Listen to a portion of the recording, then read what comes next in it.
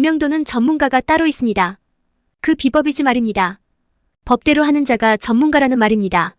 법원에서 낙찰되면 증명서를 주고 행정실로 가면 됩니다. 낙찰 금액의 1.5% 수수료를 생각하셔야 합니다. 경락 후 법원에는 명도에 필요한 소유자 연락처 등 공개하니 무음 카메라로 마구마구 찍어두어야 합니다. 점유자 기록은 법원에 열람되어 수입인지를 각각 구매해야 하고요. 재판 기록을 열람하며 민사신청과에서 재판 기록 열람 신청 시 인지 필요합니다.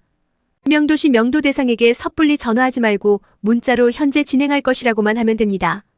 공동투자임을 설정하여 통지하고 나는 의견의 일부일 뿐이니 결정권은 공동으로 한다. 라고 책임과 거리를 두어서 명도자와의 번복을 쉽게 해야 하는 것입니다. 내용 증명을 늘 염두에 두어야 합니다.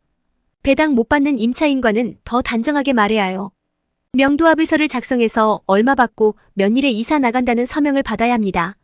인감증명서와 명도확인서는 배당받는 사람이 원하는 것이니 기억해야 합니다. 일단 상대방 기분 나쁘게 하면 안 됩니다. 합의가 최고입니다.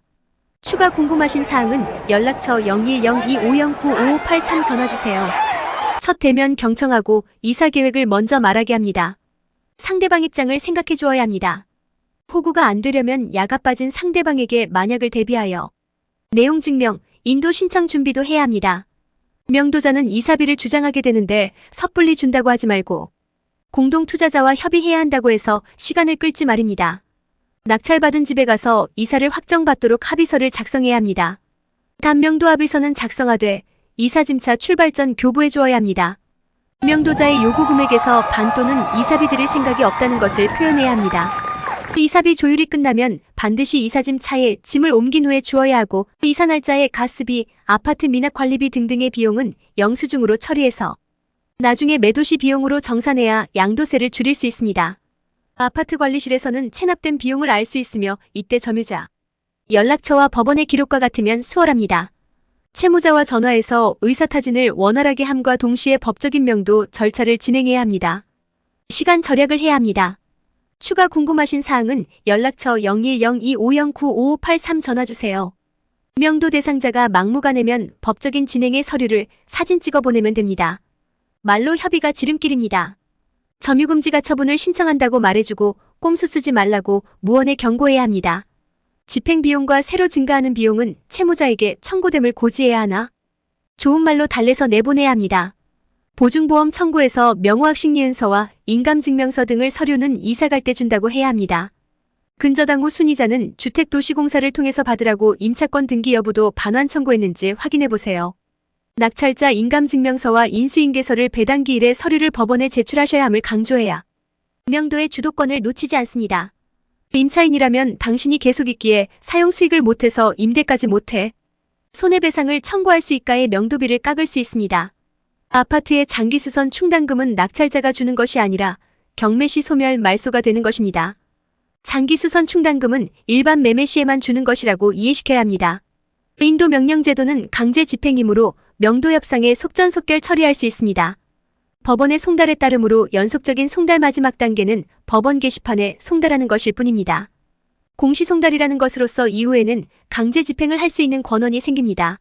송달 증명원 등을 첨부하여 강제 집행 신청하고 담당자와 계고하고 점유자와 2주 후 실행하게 됩니다. 추가 궁금하신 사항은 연락처 0102509553 전화주세요. 명도는 협상이 최고입니다. 6개월을 소비하는 것을 줄이니까요.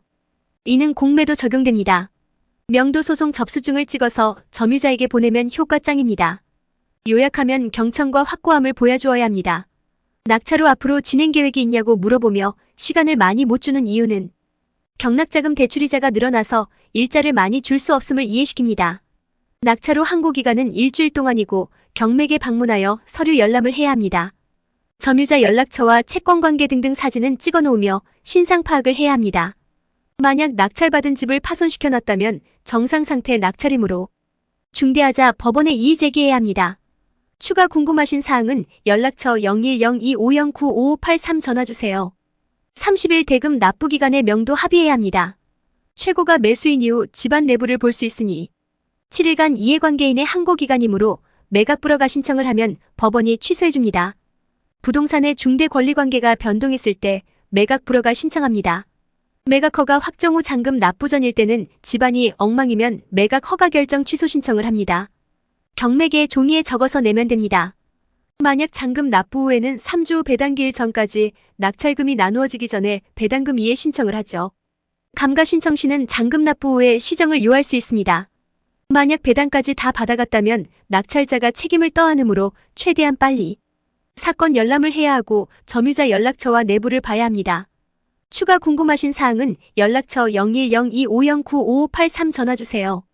광고입니다. 무지개 세무법인 박근영 이사입니다. 모르고 더 낸 세금 청구 서류 작성 제출해드립니다. 고객의 스마트폰으로 네이버에 접속하여 진행합니다. 무지개 세무법인의 항목대로 스마트폰으로 환급 진행합니다. 간편하게 고객의 스마트폰에 환급 금액이 찍힙니다. 오직 고객만 알고 정보 보호되니 지금 바로 신청하세요. 어려운 세금에 대한 경정 청구와 증여소득 재산 분배 상담합니다. 기업 주식이동 설계와 기업보험 세무처리 상담합니다. 기업보험 세무처리와 세무조사 리스크 진단 상담합니다. 세금 문제로 고민이시라면 박근영 이사와 상담하세요. 연락처는 010-2509-5583입니다.